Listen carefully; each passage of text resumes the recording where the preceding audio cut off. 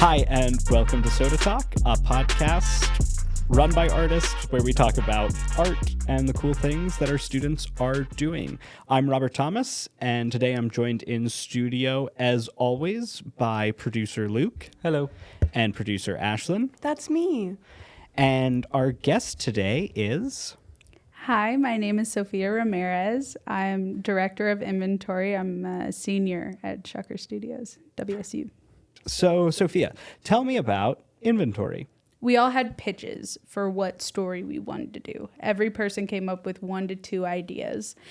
And the 2 stories that went the furthest and that we chose between were Raccoon Heist, where a bunch of raccoons tried to rob a convenience store. I love that. And Inventory. And so what Inventory is, and there are plenty of reasons why we went with Inventory. It just made the most sense. But it is set in a video game world. And it's about a knight who, while running from a band of skeletons, he needs to fight them off, and he gets trapped in a dungeon where he sees a big old sword, and he goes to try to pick it up, but it's too heavy because he doesn't have enough room in his inventory. So he has to start emptying it out so that he's able to pick up the sword and fight off the skeletons and all of that. And so that's what the story of it all is. Very fun. Mm-hmm. How did you become project lead on this? Okay, so I have run a total of 3 projects here now, including inventory. My first semester here, I ran the first ever game project outside of everything.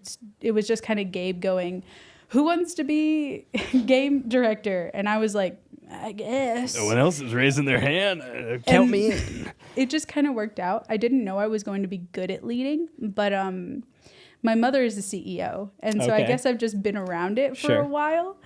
And I just kind of took to it pretty naturally. And I get very frustrated when nothing is happening and no one wants to talk. So it was just kind of, we were in class figuring out what we were going to do. And no one was mediating between everyone. So I was like, okay, guys, we need to pick this, this, and this. And I just kind of started talking. And then Rebecca, who I love Rebecca, shout out Rebecca, we were picking certain heads because there were heads that were required for the class. We had to pick people to do certain roles, and that was head of story, head of technical director, and head of look dev, and art director. And then Rebecca just went, Sophia, do you want to be project lead? And I was like, does everyone else want that? And then everyone was like, yeah, that sounds good. And so that's really it. Apparently that was a required role the last time this class was happening, but Jalen took it off for this class. And then we ended up picking me anyway. So how did you approach that role? Because obviously with it being in a class, there's the weird dynamic of you're not a studio, you're not actually really in charge of anyone. So you really only have the power that they give you. So how did you approach that? And what were the actual job responsibilities with that? It was definitely a different experience because during the game project I ran, I had final say over everything and final decisions and all of that. And I could tell people what to do or when something was bad. And so I knew how to run a project, but it was tricky because it took some time for people to start actually seeing me as project lead. I knew what job I needed to do and what needed to happen to get this to be a finished product by the end. I think within the first week I made a timeline, and we stuck to that so perfectly. And that is why the project is as developed as it is and as finished as it is. And but there was about half a month there where I wasn't necessarily seen as project lead and a director project lead. It's interchangeable, but there was a while there where people wouldn't tell me what was happening or wouldn't think to ask me questions and would ask other people. And it was a lot of me being like, I have to know everything. Like, I am the one person who should know every single aspect of this entire project. Otherwise, I won't be able to keep things straight, make sure things get done. Like, that is my job, is knowing everything about the project. And people really didn't understand that or understand why I had to be the one that they came to. And then we had our first pitch. So we had to pitch our idea to Jalen. And I made very extensive pitch. I made an industry standard pitch, which is more than the assignment required. Sure. And Jalen told us that it was the best Animation 3 pitch he had ever seen and the most organized. And he said if we kept on that momentum, we would have the best Animation 3 project he's ever seen. And it felt like everyone in the class started to understand why I was project lead at that point, and like that I could get this done and I could help us make this the best it could be. And by that point, it started to happen very quickly that people started coming to me with everything and actually treating me in that higher level position, and the respect towards me. It's been a rough ride. There have been, several people who would didn't see me in that position, thought they knew better. It's been a real fun experience to work around that. But we have gotten to the point where everyone respects me and my decisions and knows that I just want what's best for the project in the end. And that's all I'm working towards. So it was definitely a curve to get around to get to where we are with me being in this position. But it has all worked out pretty well. It sounds like it. So let's get into the nitty gritty here. Mm-hmm. In your pitch, what were you bringing that set it apart? The first slide was just an overview of the project itself. I did a lot of research when I make it. I love doing research to make sure things can be the best they can. So I gave a elevator pitch for what the story is. I gave our suspected audience, our target audience. I gave a breakdown of how long it would be. I gave a timeline for how we would make it. I had mood boards. I had character boards. We had concept fully finished by the time we got there. So concept would have had another month with the actual class timeline, but I knew that we needed to get it done so we could move on. So concept was finished. Story was finished.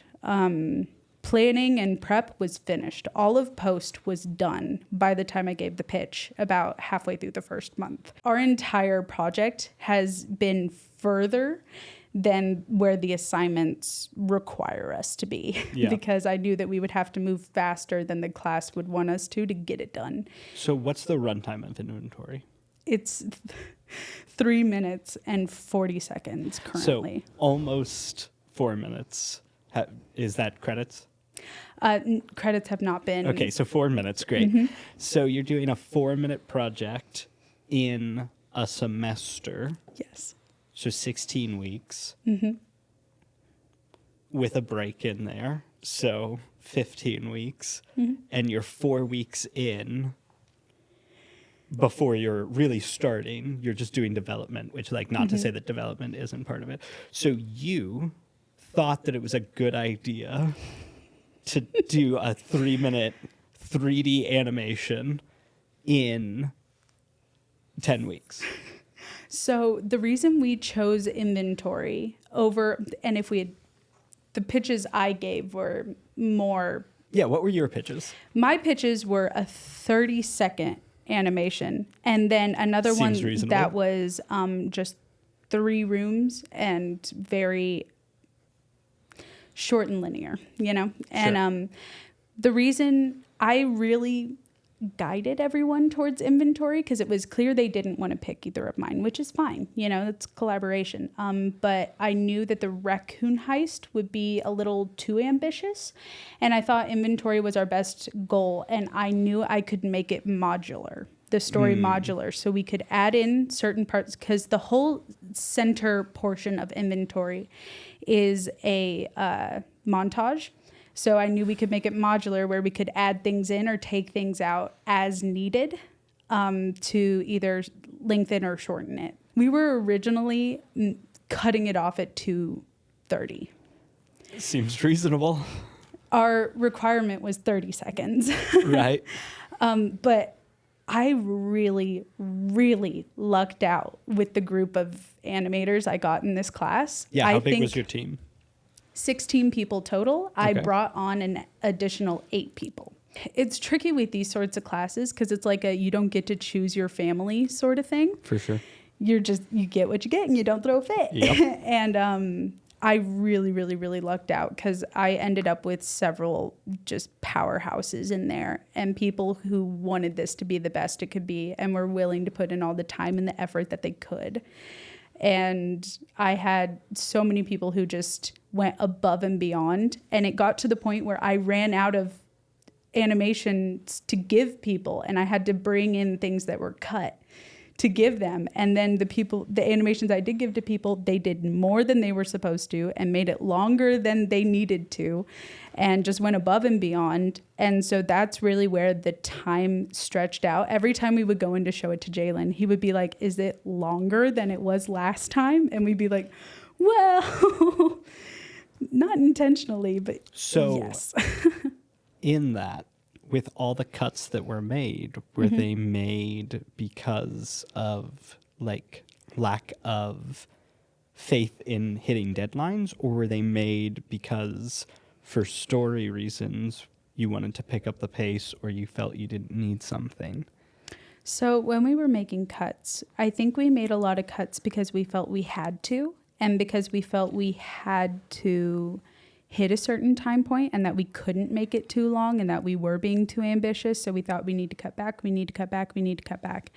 My biggest thing with this project, that personally, what I think the biggest thing this project is lacking is in story. Okay. I think because we didn't, in the beginning during post, I got a lot of pushback on every suggestion that I made because I wasn't seen as that Sure. directorial position. And so not to say that that's the main reason why the story is lacking, but the story was very much made too linear in my position and in my opinion, and too beat by beat. And I think it should have been a bit more easier to take things out. Once we did start making cut after cut after cut, the story started to become a little muddled, a little unclear in certain places.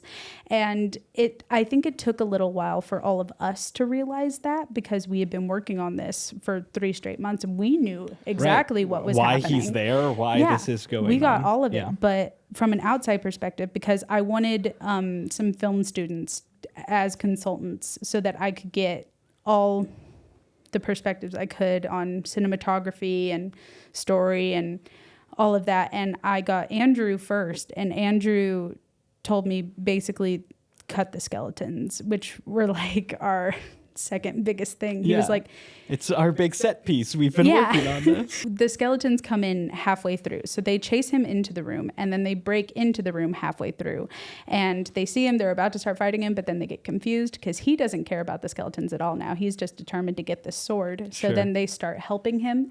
And originally that made a lot more sense. But now it's a little less so. And Andrew was like, just keep them as antagonists. And I'm like, I think we're past that. And I don't think we can really go back at this point. Okay. I agree, but I don't think we can make that happen in a reasonable amount of time. And the cuts were necessary, but they were not for story. Okay. And I feel like it kind of muddled the story. But I mean, the class is animation 3. Yeah. And I think the final product was really amazing animation wise. Like it is the cleanest, most well made thing that it could have possibly been. And I am extremely proud of the animation itself, which I feel like should be the biggest thing for animation 3. 100%. So, and now I know how I would do a story different and how I could do better. I think that's a great segue. So like how does inventory comment and influence on your future work? Like what are you taking away from it? I will say I am so ready for my Prac 3. I am so ready. It's going to be so good. And I'm only more confident than I was. This clip will play at the Right middle before I point talk of your Prac 3 interview. We'll make sure that happens. It's gonna be great. I am extremely hopeful for my Prac 3. Not just because of everything that I've learned, but it's the people I've gained through this project. I know who I can rely on, and I know who is so capable, and I can trust to take care of my Prac 3 and make it the best it can be. And I just know that with those people, my Prac 3 is going to go above and beyond. And I have run game projects, but I am not a game major. Right. And I don't even play video games, actually. And I know how to run a project. I don't know the specifics of games. I don't know what needs to happen and all those little things. And I would have to defer to someone else for those aspects. But animation, I know animation inside and out. So being able to run an animation project. Yeah, that was a good Pixar film. They're getting a sequel here pretty soon. Are they? I'm pumped. Oh, yeah. Oh, Anxiety is a new emotion. Oh, obviously. No. Is it same team? Yeah, Oh. I think. Very cool. Pixar. Do I need to look something up? Come on, producer. Sorry, I was talking to Ashley. What do I need to look Same up? creative team on Inside Out too? As Inside Out 1? No, as Bugs Bunny. So you feel like you've really found your people. Yeah, and I'm so grateful I got to run an animation project before I ran my Prac 3, because I feel like this project went so well because I was able to take everything I've learned about leading a project from the game projects I've run to this one. And it felt less like this project was learning and I'll do better next time. And it was more like I am doing better now. This is the one I'm doing better on. And That's now awesome. Next time I'll be able to do Even better. But not necessarily taking aspects that went wrong on this project and doing better, but just taking all the things that went so well That's awesome. and making sure that they go well again and again and again. And I'm very excited. Cool. So what advice do you have for Animation 3 next semester? It's so tricky. I've talked with Jalen about that quite a bit, because how to change that class to make it better so that you get the same result every time of a really finished, really refined piece. And it's a little tricky because I think this specific class is so unique, and we really lucked out with, not to toot my own horn, but me as project lead, Gabriel Poor as head of look dev and technical. He's my assistant director. He is the biggest reason that this project is as great as it is. Shout out to Gabe. Shout out Gabe. Gabe is, oh my goodness, the best animation student, I think, at this school. Not only is he great at animation, but he ran the entire pipeline and all the really file management and making sure all the animation went the best it could and making sure every animator had So the to be resources fair, that they needed. As at the time of recording, you're not done rendering. No, Gabe is currently in the animation lab and the game design studio I rendering think we'll on really 4 see computers. Gabe's strain if we hit that when do you have to have it fully rendered? A week from yesterday, the 14th. Okay. Oh, fully rendered? Yeah. Well, to keep it on my timeline, Yeah. I planned to have rendering done by Sunday.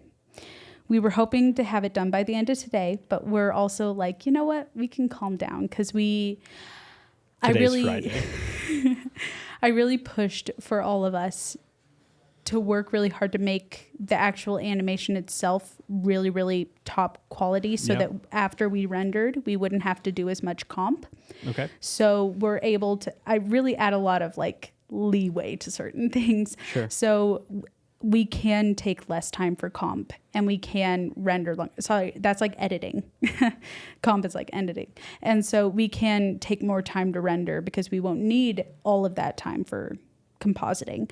And, just having those ways, that flexibility in the timeline is also like a big thing that helped us stay so on track.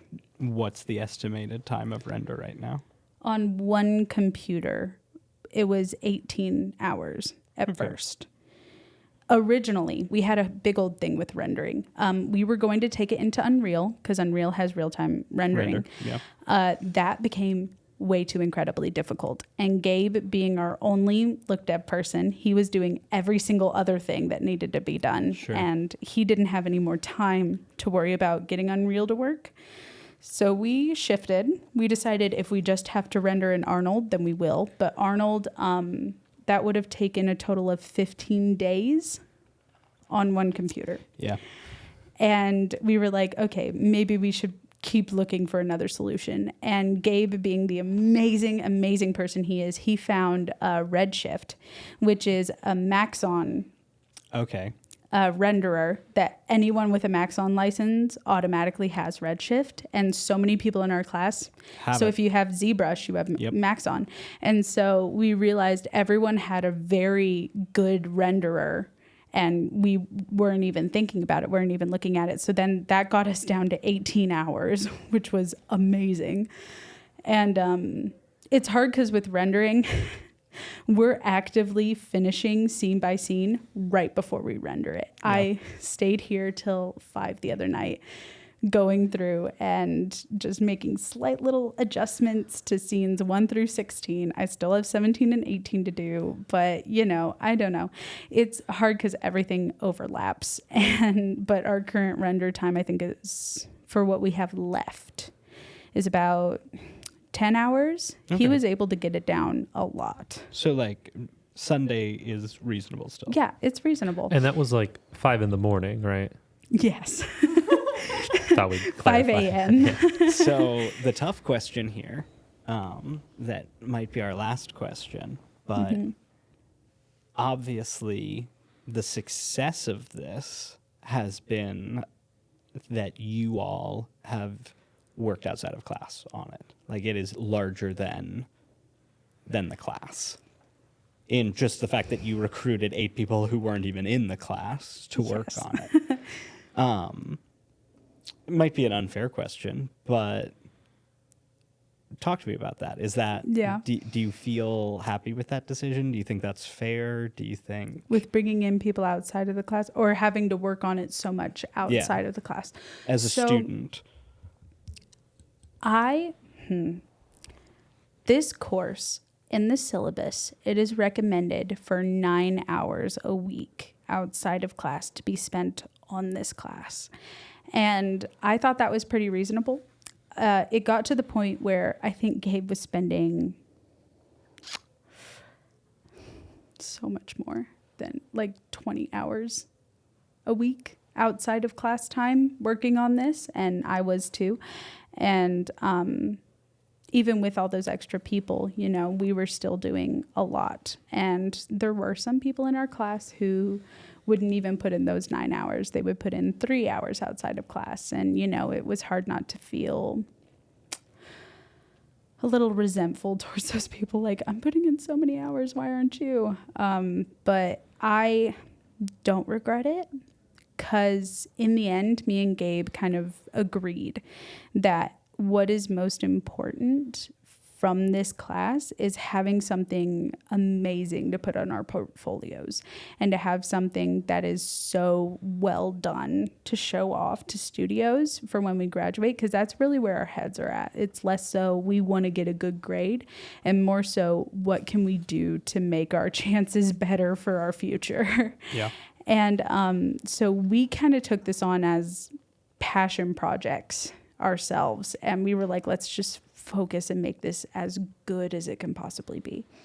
So it's less that we're doing this for the class and more that we're doing this for ourselves. And I'm very grateful that I was able to get as many people as I could off of that weren't in our class to work on this. But when I say 8 people, I mean like all the people that I got. So I got a composer, I got a sound designer, I got Luke and Andrew, both film students, to consult on cameras and cinematography. which I guess are the same thing, but you get it. Yeah. I got us 2 other animators and modelers who also worked on the project. So it was like in every aspect. And I always go above and beyond. That's kind of just my default. Yeah. Is to do the most and make everything as good as it could possibly be, because I'm under the impression of, why would you put time into something if you're not going to try and make it as good as it can possibly be? And it's always so exciting when something turns out so good. And I've just been so happy sitting there watching the renders because it looks phenomenal. And it's the first time that I've had something turn out this great. Yeah. And I'm so excited about it. So it becomes easy to want to work on it, because everything I do on it just makes it better. And that's very exciting. And I don't know, that's just how I operate. That's pretty cool. Yeah. I like that a lot. So what's next for inventory? Are you guys going to put it online? Is it going to live just in portfolios? Are you looking at festivals? After you get your grade on Thursday, yeah. one of those, what's next for it? I don't think festivals are in the card, because I think if we wanted to add more, we could, because the entire thing was purely us. I think we used one asset pack for the little things that are sprawled around, but Sure. the scene, the characters, every single character was modeled by our class and rigged by our class. In 10 weeks. Everything was independently made. Pretty cool. And we got it all to work so well. It's so exciting. But so we could continue working on it if we wanted, and make that story more well-rounded. I don't think we should take it to festivals and things unless we do that. Mm-hmm. But of course, everyone else has other things they want to focus on. So, Including you with your Practicum 3. yes, that one I would like to take pretty far. But we will for sure put it on YouTube, make it available for everyone to look at. So yeah, we want everyone to be able to see it. And I'm sure it'll be at the front desk on the TV up there. So that'll be great. We were really focusing on portfolio for this assignment. Like Jalen asked us at the beginning, what is the goal for this assignment? And we said portfolio 100%, because all of us are going out into the industry, and the industry is scary. So It sure is. We just wanted something that looked really, really great to put on there. Well, I think you've got that. So yeah. Congratulations. Where can people follow you and your art? Oh, at Weird Daffodil on everything, mainly Instagram and ArtStation. But that's where I am. Very cool.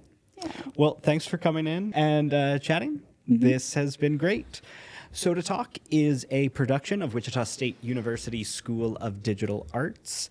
It is produced by the great Luke Schrader and Ashlyn Farney, and edited by the wonderful Ashlyn Farney. Make sure to like us on all our socials, and go ahead and click that bell so you don't miss any of the great work that our students are always putting out.